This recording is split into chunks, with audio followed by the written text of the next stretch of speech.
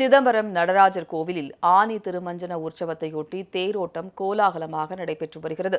பூலோக கைலாயம் என்றழைக்கப்படும் சிதம்பரம் நடராஜர் கோவிலில் கடந்த ஜூன் 23ஆம் தேதி ஆனி திருமஞ்சன விழா கொடியேற்றத்துடன் தொடங்கியது. விழாவின் முக்கிய நிகழ்வான தேரோட்டம் இன்று நடைபெற்றது.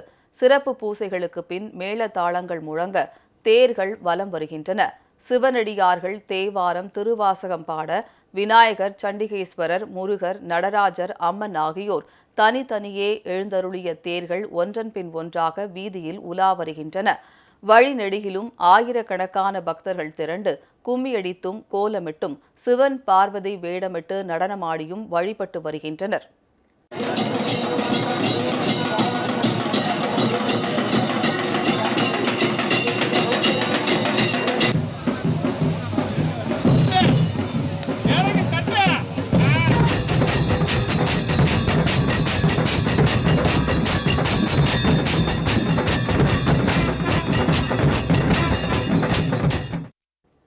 நாளை அதிகாலையில் நடராஜருக்கு சிறப்பு நீராட்டு மற்றும் புஷ்பாஞ்சலி நடத்தப்பட்டு பிற்பகலில் ஆனி திருமஞ்சன நிகழ்ச்சி நடைபெறவுள்ளது. இதனிடையே திருச்செந்தூர் முருகன் கோவிலில் குடமுழுக்கு வருகிற 7ஆம் தேதி நடைபெறவுள்ள நிலையில் கடலில் இருந்து புனித நீர் எடுக்கப்பட்டு சிறப்பு பூசைகள் நடத்தப்பட்டன. பின்னர் புனித நீர் கலசம் சண்முக விலாச மண்டபத்தில் இருந்து வேள்வி சாலைக்கு யானை மீது வைத்து ஊர்வலமாக எடுத்துச் செல்லப்பட்டது. இதில் திரளான பக்தர்கள் பங்கேற்று வழிபாடு செய்தனர்.